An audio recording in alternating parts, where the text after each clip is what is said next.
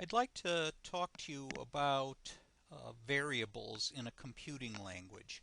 I assume you know a little bit about algebra, and if you feel you don't know very much, that's okay. I'm not going to do anything really complicated. In algebra, you use a letter as a symbol to stand for an unknown number. So if we write something like x plus 2 equals 5, and we want to find out what x is. We do this by doing the same thing to both sides of the equation until we have x by itself. So in this case, we'll subtract 2 from both sides. And to do it very elaborately, we have x plus 2 minus 2 equals 5 minus 2. And if we work that out, that comes out to x equals 3. And we call this solving for x.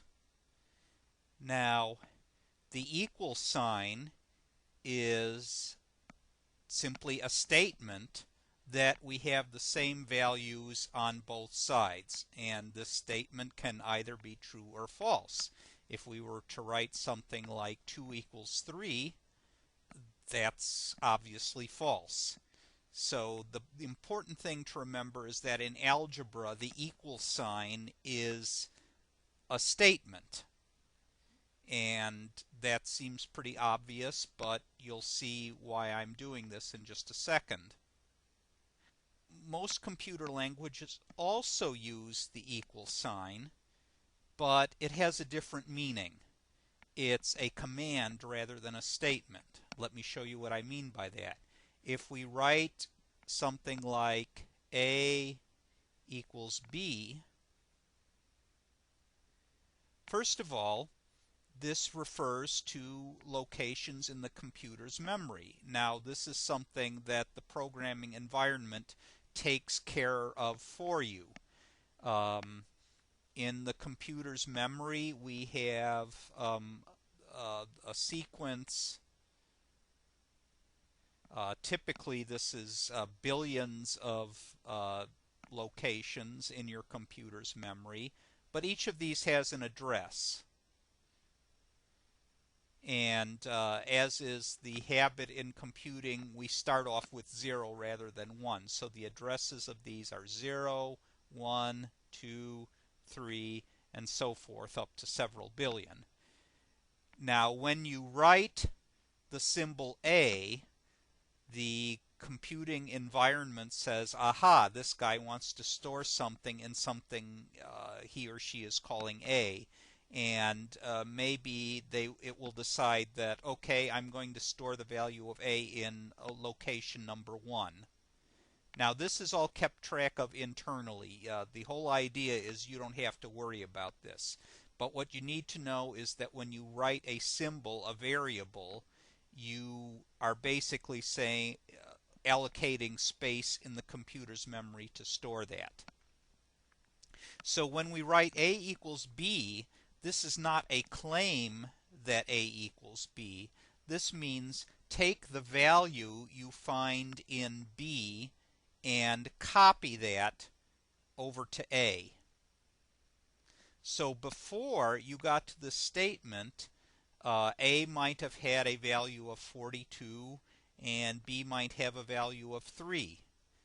And when the computer executes this statement, then it takes the value of 3 and copies it into A. And then after this statement is run, both A and B equal 3. Now this is very, very important to remember. The equal sign in most computer language is not a claim that A equals B, but a statement to set A equal to the value of B. Now, to emphasize that this is a command rather than a statement, some computer languages use other symbols for this. The language APL has a symbol, and you need a special keyboard to type it. It's just an arrow, and that's very suggestive. It means take what's in B and put it into A. Some other languages uh, take that idea and instead represent it with symbols that you can type. So it has a left angle bracket followed by a minus sign, which looks like an arrow, and this symbol means the same thing. In the language Pascal, we use a colon followed by an equal sign.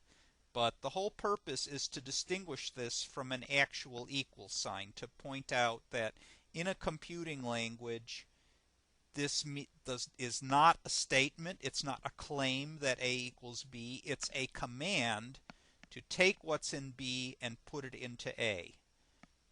And these don't have to be both symbols.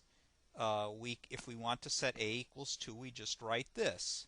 And this is not a claim that A equals 2. It's a command to set A equal to 2. And finally, if we write something like this, in algebra this makes perfect sense. It's simply stating that A is equal to 2. In most computing languages, this makes no sense, and you'll get an error message if you try to write it, because 2 is simply the number 2, a constant, and you can't set it to anything else. This statement means take what's in A and put it into 2, and that makes no sense at all. You cannot write this. It makes no sense in computing.